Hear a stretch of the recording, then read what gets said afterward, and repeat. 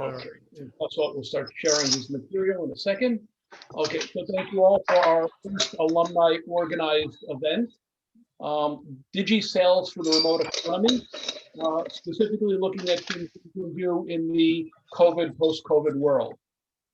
Joining me is Saswat Sahu, who was a MassChallenge Israel alumni from the 2018 program. He's based in Bangalore, India. He's a consultant for early stage startups, launching from startup to launching. We're looking to enter into the Indian market. He's been a founder in the past for, I'm going to pronounce it as NASCOM.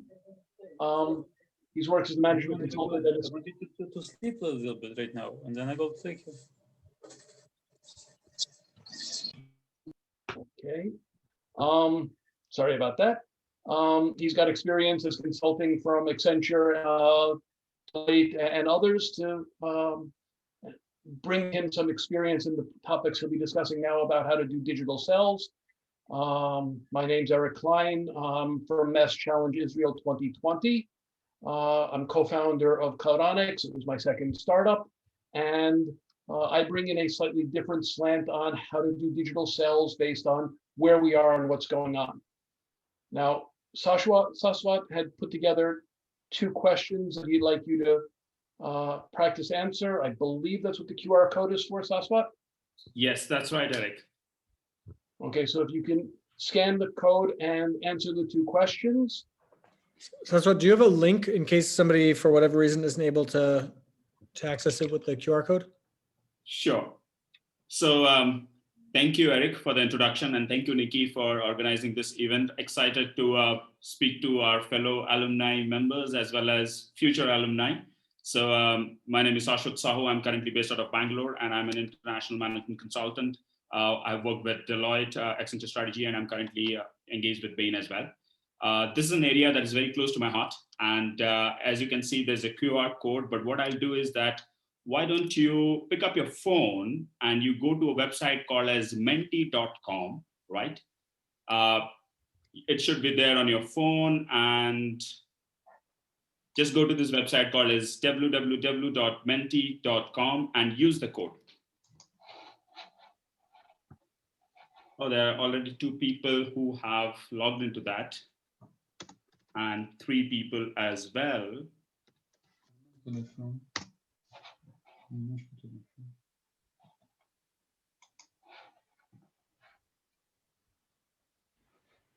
So this is a nice gamified platform where we use for virtual events.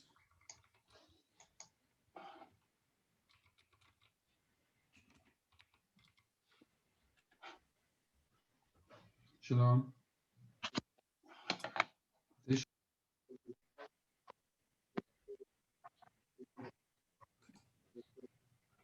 And once we vote, that's it, right? Just click vote, and that's the only action. Yes. Yes. I'm just waiting for all the guys to vote, and then we go to the second question as well.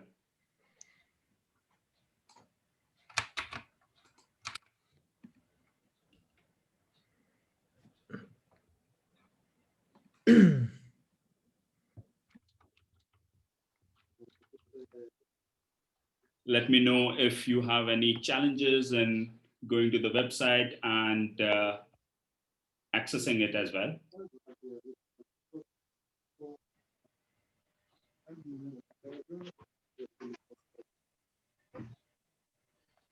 Now, this is a way many people in virtual events try to engage with our audience, which is a good way. Like menti.com, you have kahoot.com as well, where it is gamified and you can play online quizzes.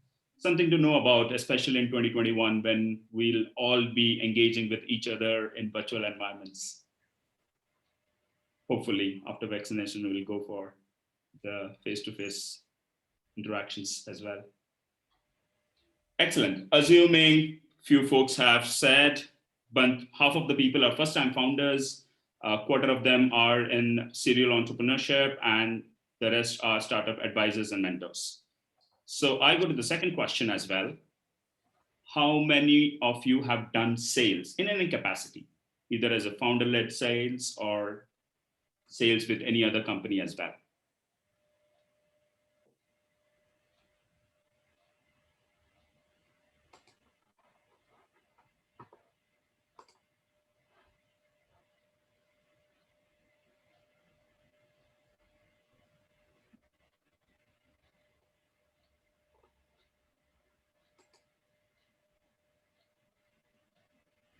Oh, waiting, Saswat, is this a free platform?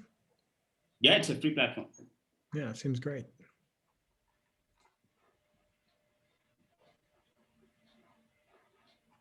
Oh, it's a good distribution. So quite a lot of corporate folks as well who have done sales.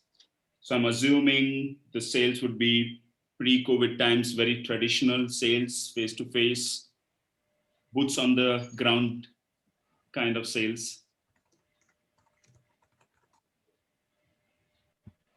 Okay, fair. So it gives a good understanding as to folks on the call. I will switch on to the presentation. So ideally, we have this structure. We'll start with what is virtual sales and move to tools and platforms, then methods and mechanics, a little bit about sales economics, and a good tool, Cloudonix, where Eric will explain about his company and how it fits in well in the sales processes as well.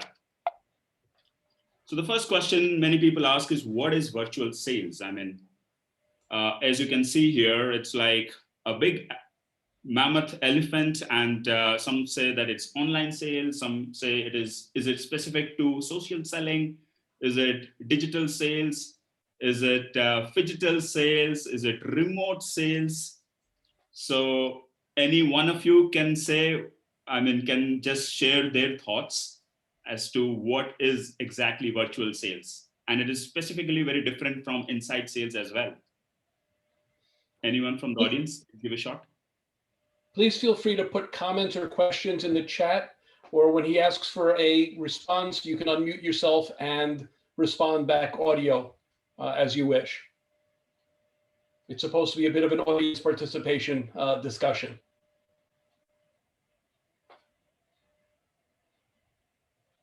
Any of our friends on the call? Any thoughts?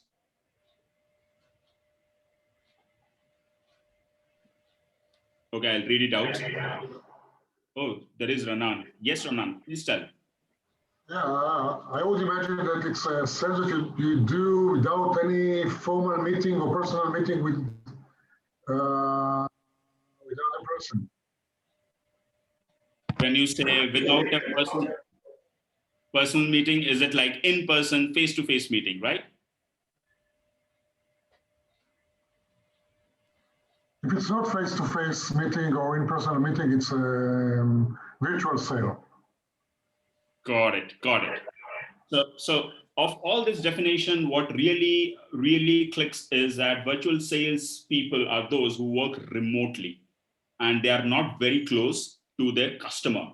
In physical proximity to the customer.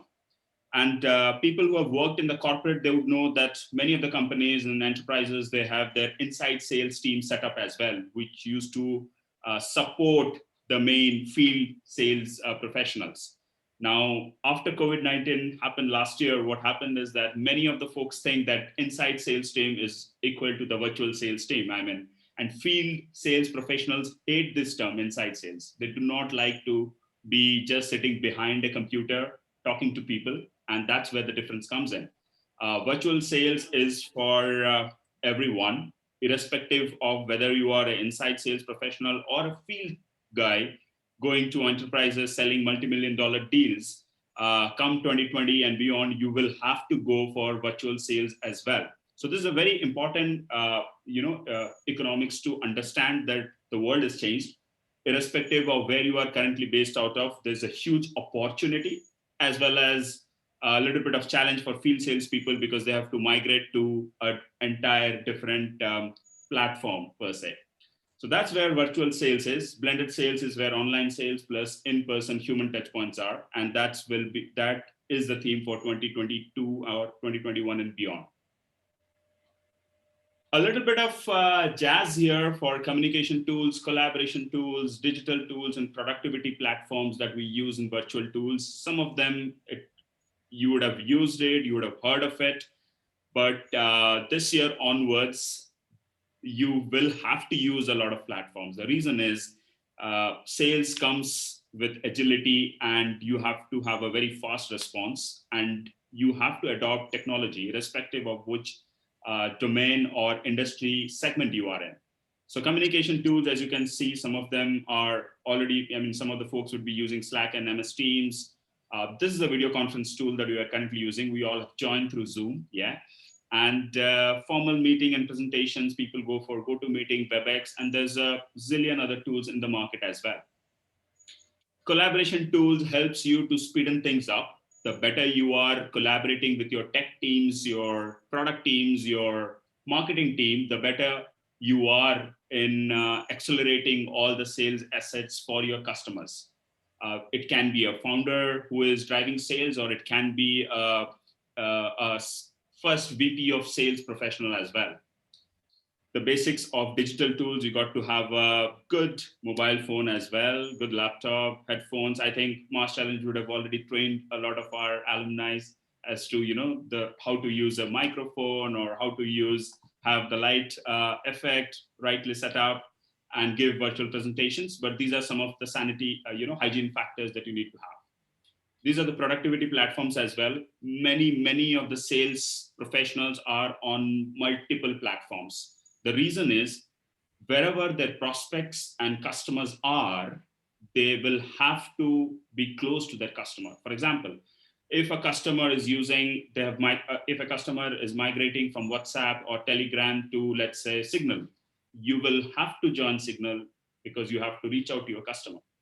So one of the other themes that is very prominent in 2021 is podcasting.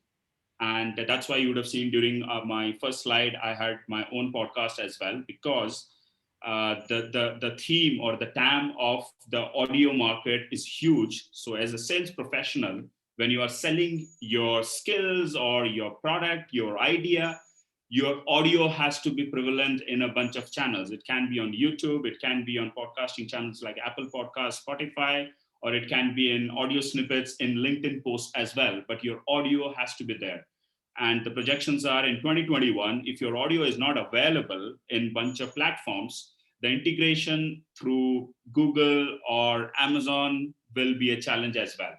So make it a practice if you would love to go for remote sales or virtual sales in 2021. Two things. One is adopt the channel where your customer is. If your customer is using Discord, which is primarily a gaming channel, you should be on Discord as well. And if you want to, sorry. So, and if you are trying to be more accessible to a lot of your prospects, then you will also have to be there on a bunch of podcasting platforms as well. Breaker of late was acquired by Twitter. So if you have a little bit of social media presence as well, LinkedIn is must for sure, but you need to have a presence on Twitter as well. And Twitter is now getting integrated to a bunch of podcasting platforms. So quick tip for all the folks who are getting into sales: have your audio voice valid in a bunch of platforms, and try to be as close to your prospects via platforms like Dust, Wise, Signal, Telegram. So those are the basics. Methods and mechanics. Now, there's no fixed framework for digital or virtual sales, but there are a bunch of guidelines or guidance that you may think about that will come handy to you. One is that have very strict boundaries. Now people can connect you from any part of the world, so the time zones are all mixed up. So make it sure that you are defining your boundaries very concretely. If you are in EST, or Eastern time zone in the US, or Pacific time zone in the US, then make it categorically clear that you are in US, America's time zone, and you would be reverting back to your prospects as soon as possible. Because the more frequent you are in communication, the better it is for all your prospects. You do not want to be known as a sales professional who is not attending to their prospects or customers' call. So first is communication methods. Have a good digital screen etiquette. I think many of them are from MassChallenge Cohorts itself. So you would be taught how to have your basics in place. Have a good background. Many people will recommend you that you can change your background through Microsoft Teams or a Zoom virtual background. But my recommendation is that have an actual background, because people would love to know where you are currently based out of. So, if it's your reading room, preferably, sit in the library and talk from your place. Or if you are taking it from your living room, preferably, give a sneak peek into your living rooms as well. The more personalized you are in your conversations, in digital conversations, the better it is for your relationships that you're trying to establish in the virtual world. Yeah. The 3 simple rule for communication methods: communicate, reiterate, and summarize. Why? Because if you do not summarize, a lot of your content or the meaty part of it will be mixed up. So it's very important that you just give your message and you have to reiterate so that a bunch of people or that particular prospect or customer understands it clearly, and then you summarize it. You need to be really good in content sales in 2020 and 2021 and beyond. Why? Because there are a lot of platforms, which is like Medium. People are focused primarily on LinkedIn. I think we should also move beyond LinkedIn and get a Substack blog for yourself, or a personal blog, personal website. There are veteran salesmen that I've met, founder salesmen as well, who maintain their blogs on a regular basis. So be accessible on Medium, Substack, and personal blogs, because there's a lot of integration that will happen in the coming years. So if your voice is not there, if you are not a subject matter expert and a known personality in the field that you're currently working, you will lose out on prospects. Especially in 2021, people will try to do a lot of background research about you and your product before you even, send across a cold mail. Also have voice note recordings. There's a good,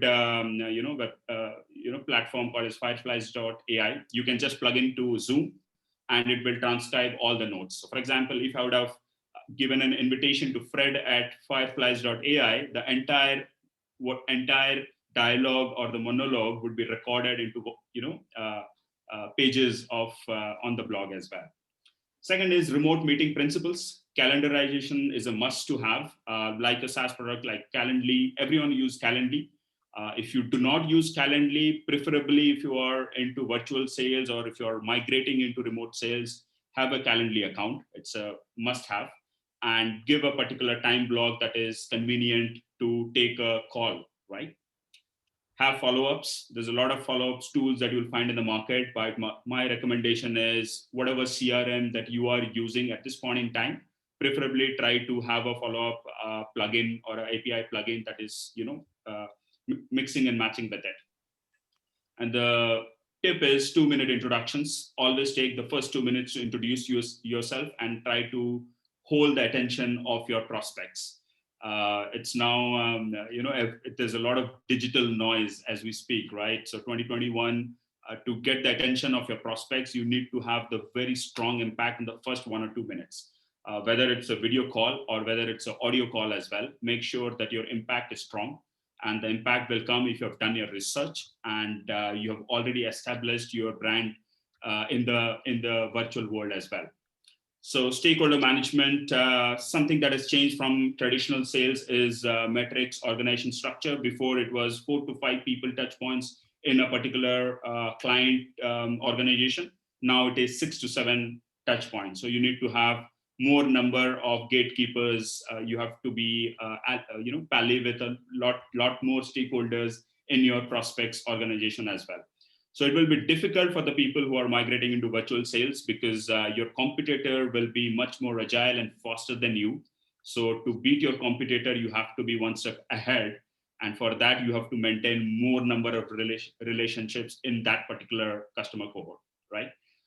Digital correctness, always be professional in all your communications, irrespective of whether that's a Signal or a WhatsApp or a Telegram communication. Always be professional, irrespective of, even if your prospect is a very dear friend of yours, there are cases where everything can be recorded or screenshot can be flying in different entities as well. So maintain that decorum in all your digital transactions, right? And finally, as a sales professional, especially if you're a founder or if you're migrating to, trying to recruit your first VP of sales, always understand the digital detoxing mechanics as well, because there's a high likelihood that you might really be burnt out in this digital world. And for that, you need to have very clear boundaries and have the support system as well. Some of the good to have economics. Now, sales economics is very, very important for all the founder-led sales professionals, as well as people who would be planning to do sales as a VP of sales or a head of sales of a company as well. We understand efficiency, right? Efficiency is what you do on a day-to-day basis, and tracking your activities and trying to do all the high-impact sales-related activities.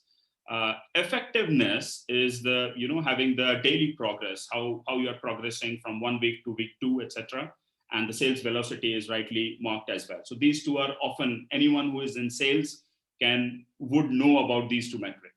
Now, where the third and the fourth one is very important for remote sales, because in 2020, if you are selling into a particular geography or into a particular customer cohort, you have to be very productive. Why? Because productivity is where you are achieving your percentages. Not all salespeople across the world achieve their quotas, especially even founders do not achieve their quotas. You would have started your company, you would have been a co-founder of your company as well, but you would always budge your targets. So if you are not able to achieve your targets, a good practice would be to hire a salesperson who can actually achieve your target. And that's where your productivity comes into play. Preferably hire a person who is really good in digital technologies, because if someone is a laggard in the digital technologies, because of their inefficiencies that might creep up into the digital realm as well, they might not be in a position to achieve those quotas. And the most important is leadership. Sales leadership, everyone understands it. But in remote economy, what happens is that your customers are all virtual. They are working from home. They are in all the platforms like LinkedIn, Substack, Medium. There are your internal teams as well, right? Salespeople are like lone wolves. They attack alone. They try to achieve their target. They take a percentage out of it. But if you are working in virtual teams, it's important that you build an internal rapport as well. So you have to be a leader, so that your internal team members from engineering, product, as well as other customer success look up to you. External teams, it's just not your prospects, it's your prospects' friends as well as a community. So have a good brand presence in your community, and that comes with thought leadership, and that comes in genuinely helping people, genuinely making the soft introductions. If you have done that in virtual ecosystems, if you have understood how to operate in a Slack channel, how to operate in a WhatsApp group or a Signal group, then that's where it will come handy to you. And community is a very integral part as well. There's a prediction that the next set of unicorns from 2021 to 2025 would be community-led companies. So if you do not have a community around you, and being a sales professional, if you are not very active, taking active part of it in your community, then there's a possibility that your company cannot be, reaching their revenue targets, as well as you would be falling behind your reputation, as well as, targets that you might have. So it's very important to have productivity and leadership, and that comes with this 2021's remote sales mechanics. Now, navigating the digital world. These are the three companies on the right that you see that I'm a big fan of: LinkedIn, Salesforce, and Intercom. They have some of the best salespeople in the world, and they understand sales, and especially they understand virtual sales or remote sales. Now, this framework is something that I've created. It gives you a basic reference as to where you stand. If you are a newbie, many of us started as newbies, right? So we did not understand sales. We thought sales is all fluffy, and it's finance people used to make fun of the sales folks back in our business school days. But then we realized that irrespective of what stream you are in, whether you are an engineering person, whether you are a product person, whether you are a technical, non-technical, customer service, QA, whatever you are, you will have to do sales. It's one of that particular skill set that you would need, irrespective of what you plan to do in your next 5 or 10 years. So if you need to do sales, then you have to understand that sales is a very mathematical process. It is a day in and day out, very It's a mathematical process. It's not very artsy. It's very scientific. You have to follow step 1, 2, 3, 4, 5. And with that linearity, you will get to your step 10. So if in the short term, if you do not understand digital technologies and you do not understand sales and you do not have the background of sales, then always shadow a star salesman. Now, how do you find your star salesman? Either find a mentor, an advisor who is really good in sales and has the credentials to back it up and just follow his or her lead. Or you can hire advisors who understand sales end to end as well, right? And you have to just follow their routine as to what they do on a Sunday, Saturday, Monday to Friday, or Friday, or starting Sunday as well, if you're in Israel. So, you follow a star salesman, and you will understand that in the first 3 to 6 months that their calendars are really organized. The best thing that you can learn from a salesman is that how they manage their calendars. In the medium term, you understand all the digital sales activities, lead gen, nurturing, contract closure. And in the long term, what you will understand is how do you codify your digital sales playbook. Now, digital sales playbook is a compendium of all the information that you would require as to what you need to do in the first month, starting to what you need to do in the 6th and 12th month going forward. It's a playbook. It's very mathematical and very process oriented and very scientific. It has numbers in it. It talks to you about how many calls to take. It talks to you about your conversion ratios. So you will understand it. You can just do a little bit of Google search and you'll find a lot of digital sales playbook of many of your competitors or many of your enterprise companies, and try to, force fit and try to see which things really matter to you.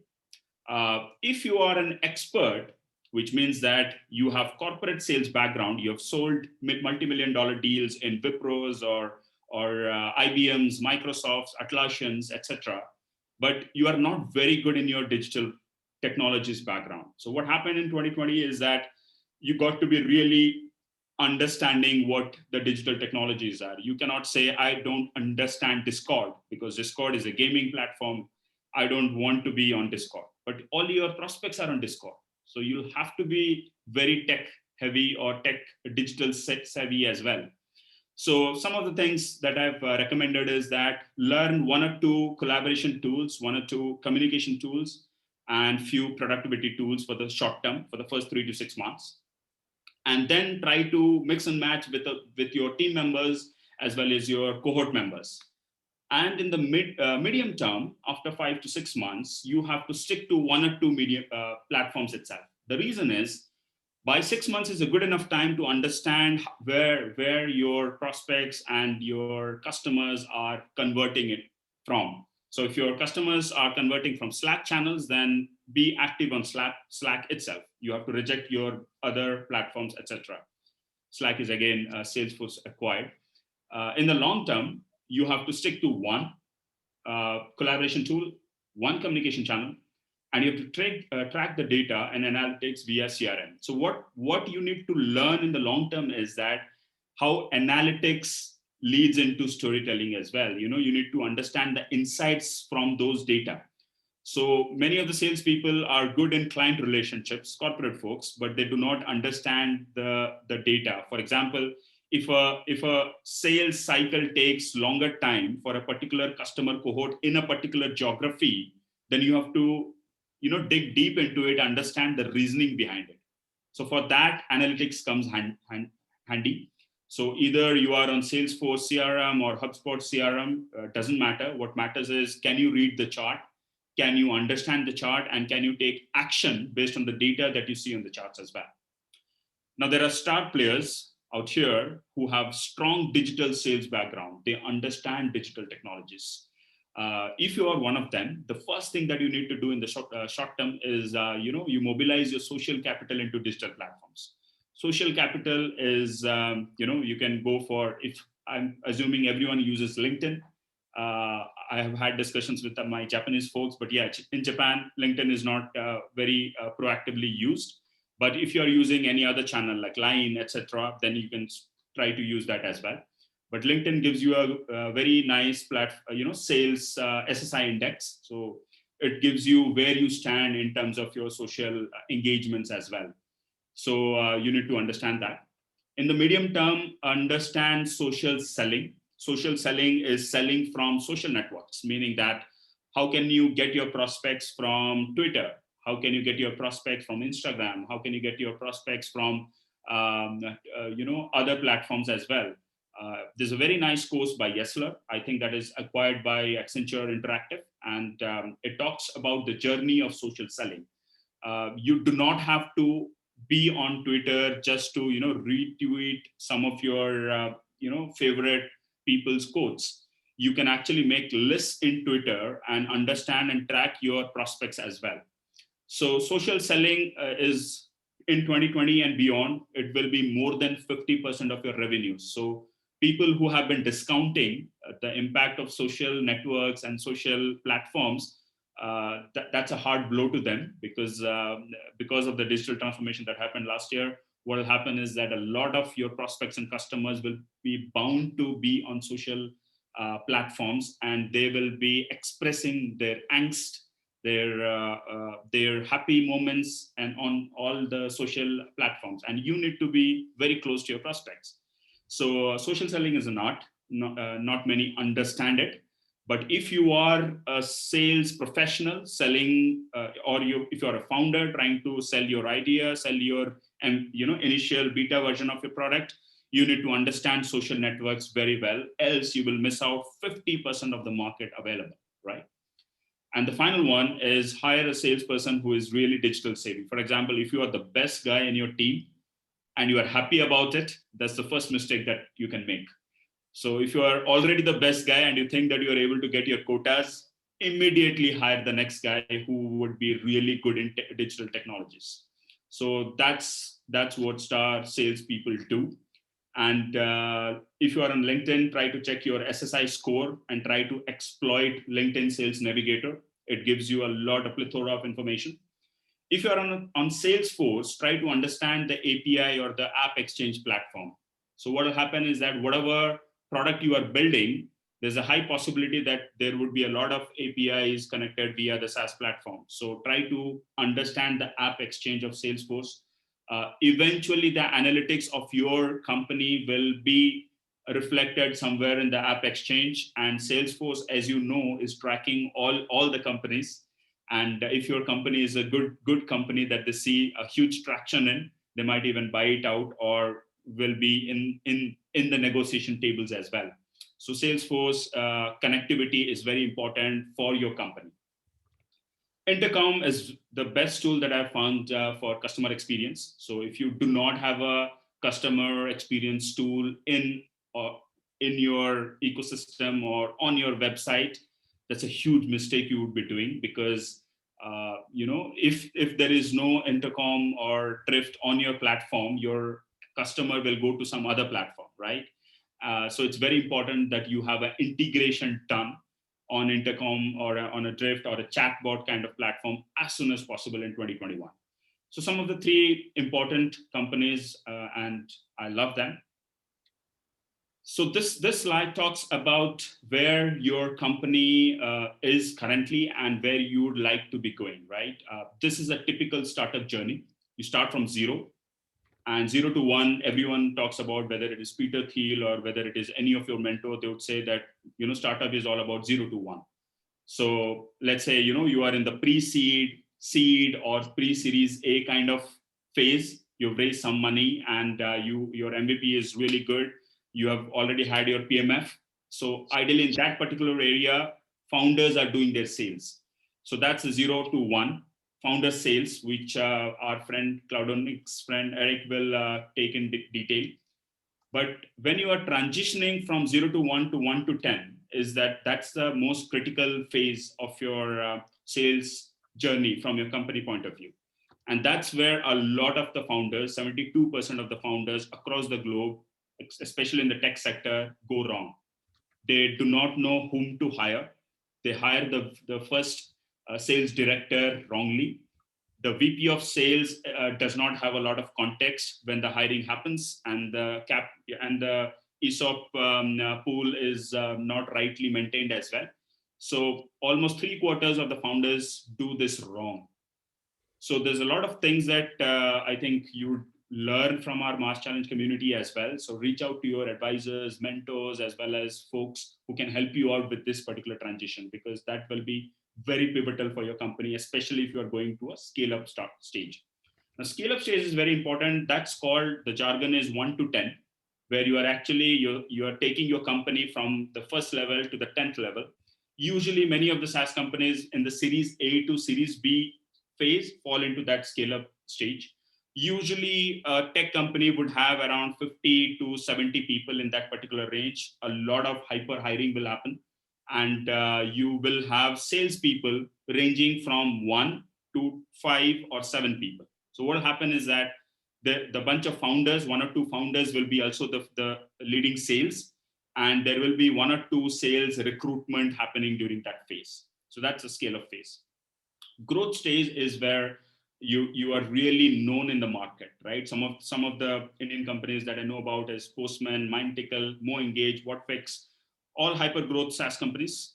They are in Series C and Series D funding. Usually they have people from 250 to 350, 400 people globally. And they are on a growth phase, which means that they are going all guns blazing, which means that they are almost about to become a unicorn, or they are in the range of $500 to $600 million valuation. And during that time, they will usually have around 10 good salespeople in the team. Without that, they cannot sustain the growth. So that's the important part. You will have the start of sales leader in your companies. So that's the 10 to 100 phase. And of course, 100 and beyond is where you take your company to an IPO and you have the established companies, all the companies like Microsoft, Google's, Salesforce, etc. are in that phase. So these are stable companies. They have the corporate hierarchical structure. You have a sales director, you have geography director, etc. But our focus is primarily on this area, 0 to 1 and 1 to 10. And that's where our friend Eric comes into play. He's a founder of Cloudonix. It's a product that is really, pluggable into a bunch of sales workflows as well. And he will share a lot about his experience. Eric, over to you. Okay. Thank you, Saswat. Just to be cognizant of the time, we've got about another 20 minutes. Nobody has put any questions yet into the chat. If you have them, please put them in. We'll try to catch them as quick as we can. For those of you who are in the MassChallenge Slack group under discussion, I've been putting in the links to some of the tools that Saswat mentioned, Calendly or their competitor Undock, Firefly, and the link for getting to the social selling index at LinkedIn. You do not have to have Sales Navigator to be able to see the index, but it is hidden there if not possible. So when we share this out later, we'll try to make sure that they get included into whatever emails go out with the links for the show. Very briefly, Cloudonix comes from a background of trying to make sales communications better. And I'll be honest, this is not where we started. Okay, we rethought our concept, we rethought our process. Other discussions where we can have is how do you target the go-to-market? Saswat mentioned how do you define your personas? Who do you figure out? There are a lot of things there that can go into. What we've found is that there are a number of tools that people are using, and we took one small subset of that, which is in the bottom of this left column, the click to call back kind of concept. Now, traditionally, websites will have a sales process where you have a click here to leave a message, click here for a chatbot, call us, and then it will take you out to your mobile phone dialer. And we found that those processes tended to break. The longer a person waited to talk to an agent, the less likely they were to actually purchase a product. In fact, if they wait 20 minutes, you lose about 25% of the chance that they're going to buy from you. And if they wait a full day, you've completely lost it. So the idea was get to your customers quicker. Now, this is based on the inbound process, which is a little different from what Saswat has been talking up until now, which was more of an outbound process. How do you reach to people? How do you respond to them? How do you deal with them? Once you've done A/B testing and written your copyright and your surveys, and somebody says, hey, I want to know more, I want to buy, the idea is to get them talking to a salesperson as quickly as possible. Okay, and in some cases, this is shopping cart abandonment, this is other things. So normally the process is a 48-hour process. They go to a landing page, they fill a form, they wait for a call back. Somebody will call them and then start asking them all sorts of questions that they should have already known. And the longer it takes, you lose the chance to actually make the deal. So, okay. So what we've done is we've taken this a little differently and said, okay, if they're calling the center, don't confront them with the multiple choices of a menu. Press 1 for English, press 2 for customer care. This becomes very frustrating for them. So the idea is don't do that, especially if it's a case where you're potentially going to have them transferred between agents. So the idea is your website, your mobile app, your whatever has a context of why they're calling, keep it. And this is where Cloudonics looks at the customer engagement process. This gives you a much better NPS, okay, Net Promoter Score, as in the likelihood that they're going to tell their friends, hey, these guys were great. So the idea here is go, instead of the 4 hours to 48-hour process, have them reach a landing page, fill in 2 or 3 questions, go straight to an agent, and then they sell when they're hot to buy. The easiest example for this is things like real estate, where the first agent that you speak to when you want to buy a house or an apartment is likely the one you're going to buy from, even though it's being listed by 6 or 7 of them. The one who is most responsive is the one you want. Okay, so this enables you to cut off a lot of the sales time, and therefore it reduces the number of agents or people you need to respond to calls. If you do away with the few minutes of what I like to refer to as the inquisition, who are you, what's your account number, why are you calling, what do you want to know about, and you go straight to the, hi Saswat, I see that you were looking at product number 17, how can I help you? It makes things much faster, much more comfortable, and reduces the time. And time costs you money. Okay, and I believe that's the last slide we've got on Cloudonics. Okay, you've got the integration slide, which we can just quickly, clicks into your websites, clicks into your mobile apps, very straightforward. What else did you have after that? Okay, we can skip over those and the success stories, we don't need that. These are available, they're on our webpage. I'm not going to read through them now. We have about 15 minutes left. Are there any questions or topics people would like to go, or would you like us to supplement with a little bit of additional information for what we've already discussed?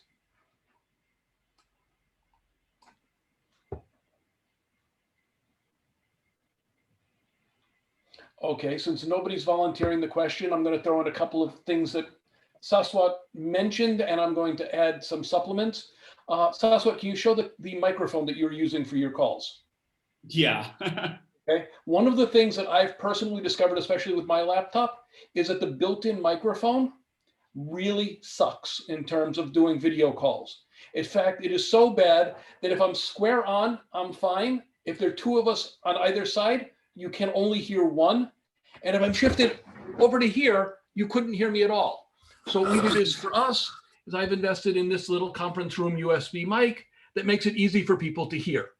Otherwise, you would not be able to hear me on this call. Saswat has a more sophisticated looking microphone. Yeah, I think last year, especially in the month of March, when we got, everyone had a taste of where the world was heading towards, I made a little bit of investment in a microphone, a better phone as well, you know, and a light that I have, you know, you can see a light. So I hold a light as well. And I realized that there will be a barrage of virtual events happening, and we'll be all communicating, you know, virtually as well. I mean, of course, of all the people on the call, maybe, you know, I've met Nikki in person, and maybe another gentleman, Shankar, if he has joined in person, and rest everyone is virtual, right? So how do you develop that relationship in the first go? So it has to be very personalized, which means that I should be open, vulnerable to a lot of things that I'm currently saying. And it has to be clear, at least, you know, the voice quality has to be clear, at least, you know, the other person can understand what we are trying to say. So those are the smaller investments that I made. And I think if we are all founders and you are trying to do sales in 2021, it's very important that everyone does the same thing as well. It will have a domino effect. If not the first quarter, maybe in the second quarter or third quarter. So I think many of the folks are on mute. So what I would request is for the next 15 minutes, let's unmute it. Let's have some good noise as well, right? Let's talk into each other. Yeah, I would invite Okay. anybody who's in a position where they can to go ahead, turn on their camera, turn on the mic. I'm curious what brought people here. I mean, obviously people want to, learn about sales. I don't know if that's for your own sales developments, for the consulting that you do, because you have experience and you want to see if there's something else. You have no experience and you want to learn basics. I'm curious to hear what brought people here as well. Hi, Tomer is here. Go ahead, Tommy. I'm actually here because I'm recruiting my first sales person in the company. So I just want to hear a bit about the field and your experience. Okay. The first hire of a non-founder sales, and it's something that Saswar kind of went over a little bit on his multiple charts of the steps. Founder sales it's your baby. You talk about it very enthusiastically. You can sell it. And your first hire for sales after that tends to be one of two people. What's known as an SDR, which is the person who's going out there and hunting down the targets to put them into your funnel to sell, at which point the founder is still the one doing the closing of the deal. Or you feel that you've got enough of a funnel that you're actually bringing in what's usually known as an AE, an account executive, who's responsible for scheduling the demo, scheduling the proof of concept, signing the contract. They're the actual salesperson. And finding the balance between these two, we are currently going through that transition from founders to what's known as the inside sales team. Our first hire is going to be an SDR. After we've got the funnel built up, we'll hire an account executive. Then we'll hire another SDR, and then another account executive, and then another account executive. Because the idea is you always want to have more potential sales leads than any one sales executive can handle on a given day. But it depends on what you're selling and who you're selling to. So one piece of advice that was tossed at me at one of my meetings in New York 2 years ago was okay, does everybody know what canned dog food is? In real life or in lingo? In real life. Canned dog food. You go out and you buy in the supermarket a 12-ounce can of wet dog food that you dump in a bowl and put in front of your pet. Okay? The question is, they put garlic into canned dog food. Why?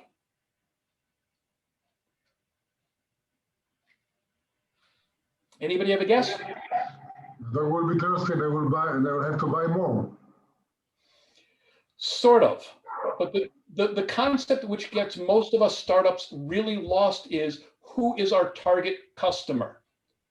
And I know for us, we were originally targeting effectively the dog. We were by developers for developers was our claim in our marketing.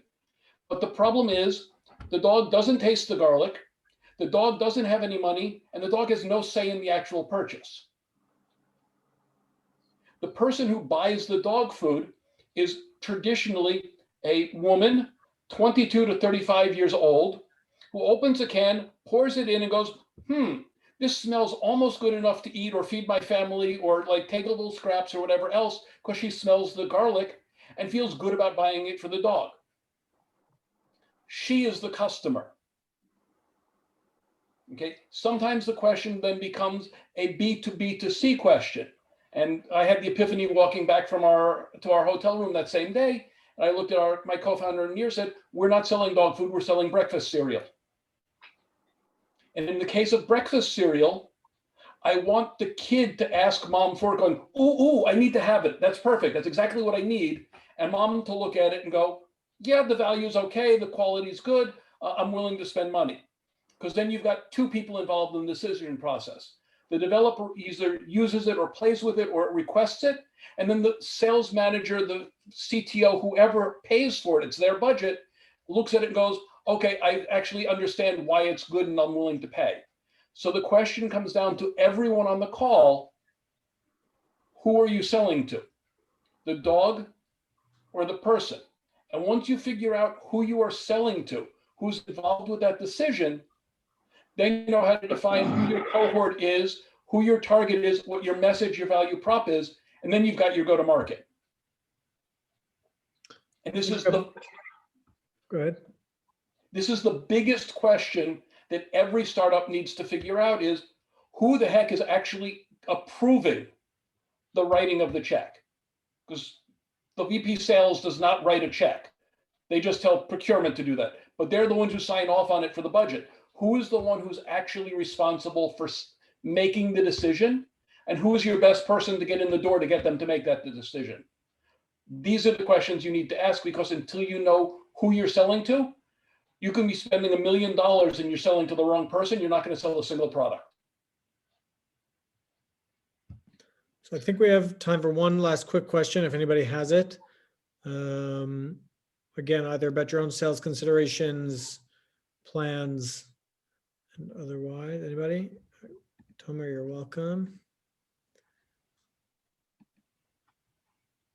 Okay. So thank you very much. Thank you to Thank you Saskia all and for Eric. joining. I'm going to repeat Nikki's comments from the beginning. If there are any alumni who are here who have a topic, who are interested in talking and presenting, or want to see a topic presented, ping him. As you can see, he's more than willing to let us take the mic away from him and provide content that's useful to us, because we're the ones who know. And thank you, folks, for joining and giving your time as well. Really appreciate it. Yes, thank you all.